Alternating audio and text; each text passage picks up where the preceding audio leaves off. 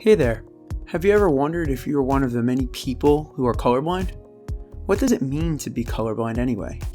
Well, according to studies, almost 8% of the population is colorblind to an extent. Are you?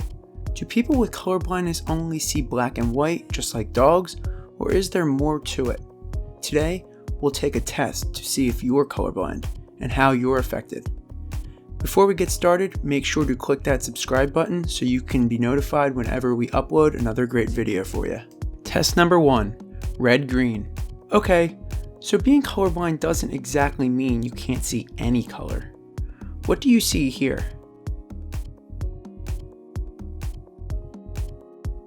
Is there a definition between the two colors, or do they kind of just blend together? Depending on your genetics, you may not be able to see anything here at all.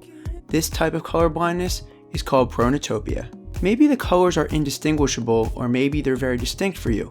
Colorblindness is a genetic disorder that predominantly affects men.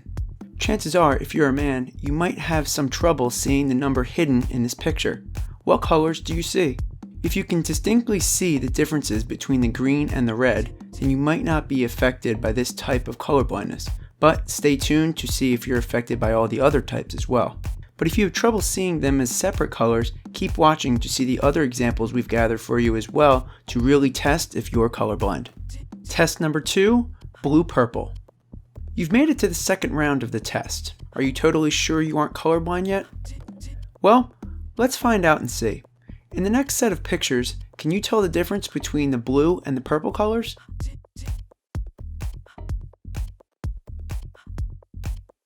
Maybe you didn't know there was a difference until I mentioned it. This type of colorblindness is called Tritanopia. People who suffer from Tritanopia can't see blue light, which makes colors like blue and purple look very similar. Maybe Barney, the big purple dinosaur, looks blue to you.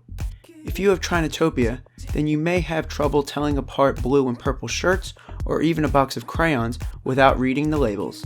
Let us know in the comments if you had trouble with these images. Test number 3, yellow-green.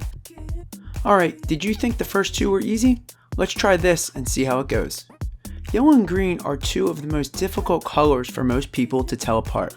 Did you know that even people without diagnosed colorblindness struggle with these two common colors? The formal name for this type of deficiency is called Deuteranopia. That's a hard word to spell, but not nearly as hard as it makes some colors to tell apart from one another. Many people who are colorblind don't know it until they realize they're struggling to tell yellow and green apart from each other. But one thing you hopefully won't struggle with is smashing that like button, because it really helps boost the video in the YouTube algorithm. Now, watch as we shift yellow and green towards each other. At some point, most people stop being able to tell the difference. How long were you able to see the two different colors? Test number 4, gray-blue. In an effort to help you understand what it's like to be colorblind, we're going to try blending some other colors together that you wouldn't normally assume are related. Blue and gray are both very different from one another, right? Blue is extremely rare to see in nature, however gray can be found everywhere, such as in fur of wolves or the skin of elephants. How many naturally occurring blue objects can you find in a forest? Outside of the Amazon, there aren't many places you can find these, with exceptions being made for the ocean and the sky. Watch as we shift blue and gray together, and you'll see just how close they are actually related. Gray is like a version of blue that had the brightness sucked out of it. Pretty cool, right? True or false? The color of your eyes helps you see that color better. We'll get to that answer later on in the video. Test number 5, brown-green. What do you think of when you hear the colors brown and green mentioned together? If you thought of camouflage, you probably had the same thought as everybody else. The use of brown and green to blend in with nature has been used for years. It exploits the similarities between many colors commonly found throughout the world and can be quite disorienting even if you're not colorblind. It's no wonder militaries and hunters use it to blend in with their environment. Can you spot the animal in this picture?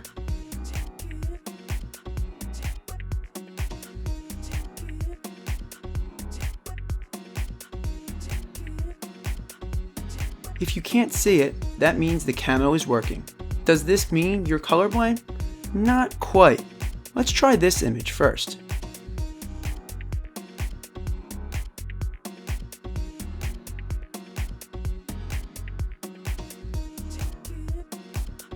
see anything? If not, then you most likely have a form of green-brown related deficiency. This is quite common, so don't be too worried. What do you think? Was this the hardest test yet? Test number 6, blue-yellow. The last type of color blindness we want to share is extremely rare, called Tritanomaly. People who suffer from this have very limited blue receptors in their eyes and often confuse yellow and green from blue and red and pink from yellow. Can you imagine what it would be like to see a blue car and a yellow car but have them appear as the same color? Well, it's not too far off from what Tritanomaly looks like for these people. Maybe they don't see the sun as a yellow ball in the sky, but perhaps more like a tinted orange or even a green hue. It's crazy to imagine what else might look very different to them compared to what you see from a day-to-day basis. Blue suits and yellow sundresses may just blend together and look like matching outfits. Do you know anyone with this extremely rare color blindness? Let us know in the comments, and don't forget to subscribe for more content. Test number 7, interlude.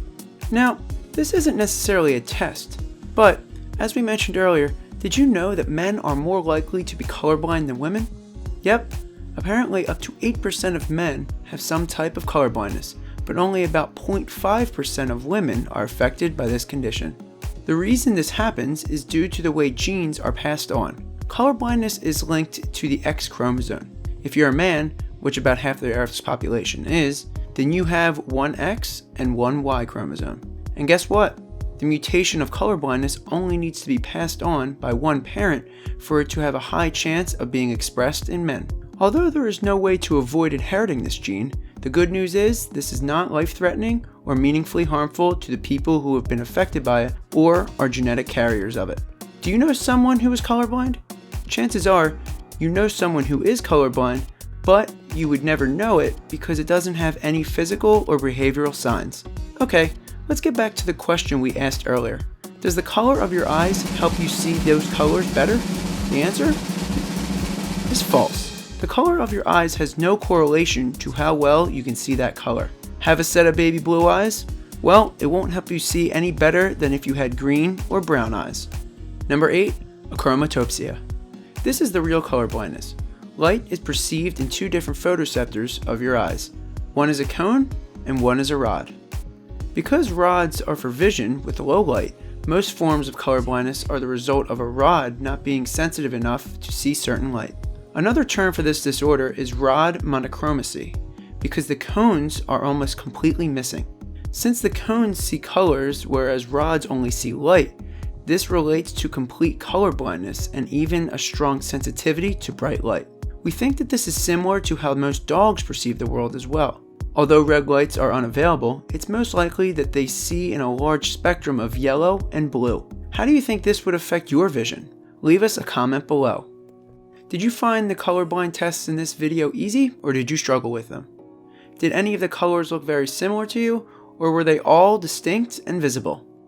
You might have been surprised to learn that you're affected by colorblindness. While we won't mention any by name, there are companies out there which have researched and developed glasses that aim to improve the array of visible colors for people suffering from colorblindness. Maybe some of the browns and reds, or blues and purples, will finally be more distinct. Here at Unbelievable Clips, we'd like to say thank you for watching today's video and make sure to click that like button and also to subscribe. We'll continue to make more amazing content for you and look forward to reading your comments below. Thanks so much again, and we'll see you in the next video.